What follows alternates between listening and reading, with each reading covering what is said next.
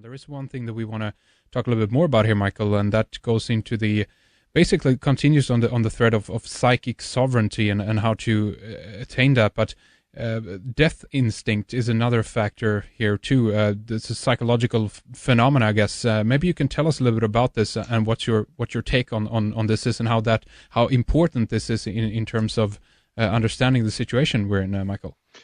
Well, this ties back to Freud and the whole question of the ego and the repression. Freud, in his last works, decided that there was, of course, the life instinct, which is having children and feeling positive towards the world, and everything grows and everything gets created.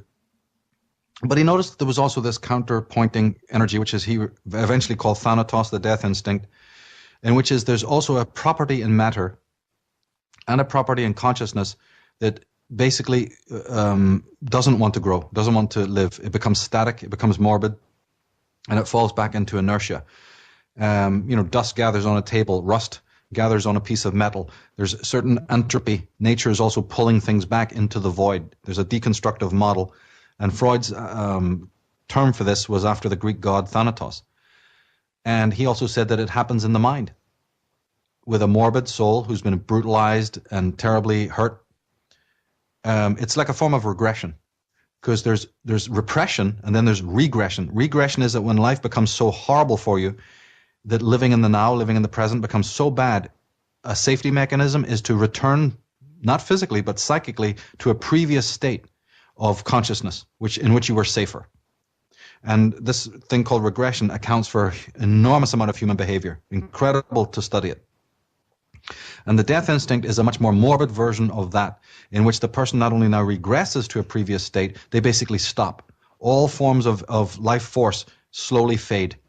And then you have this, again, morbid, basically vacant, very manipulatable, vulnerable type of person walking around.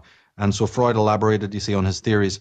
And then his very close friend and associate, Otto Rank, who's one of the greatest psychologists who ever lived, he changed it a little bit. And this figures a lot in my work and my interpretations, is the theories of Otto Rank, in which he said that, no, the Thanatos is not so much as Freud defined it, as this mysterious, sort of almost mystical, metaphysical,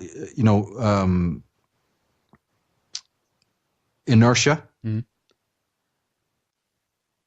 or some sort of recalcitrant energy, that sort of holds the life force back or whatever. He believed that the Thanatos instinct is what you see when you look out into the world as it is. And this might not sound like a lot to people, but it's actually a tremendous discovery. He said that the Thanatos instinct is not some mysterious state which is almost imperceptible. It is actually what you see when you look at the state of inauthentic men in their lives, in their marriages, in their places of work, behind their cubicles, in this sort of Fight Club type scenario, trapped in their suits, sitting in traffic, eating the garbage food, listening to the false misleaders, living inauthentic lives. He goes, there is your Thanatos instinct. It doesn't exist anywhere else in the world. Freud theorized about it and said it existed, but he was vague about how it actually forms. Rank said, I can see it when I open my door. There it is. It's in people's faces. It's in their lives. The morbid energy is the man who's living, but who is self-murdered, self-killed.